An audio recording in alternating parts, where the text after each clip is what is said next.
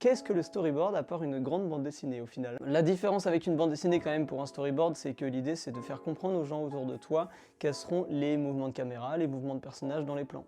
Alors, tout simplement, pour faire un storyboard, comme je l'ai dit, il faut que ça soit compréhensible par les autres, donc il faut une légende. La légende ici, c'est d'avoir en vert les mouvements des personnages, les directions des personnages avec des flèches, et en jaune les directions de la caméra et les mouvements de la caméra, donc travelling, zoom, dézoom, panoramique, etc. Il y a deux types d'optiques qui sont dues à la direction artistique du projet.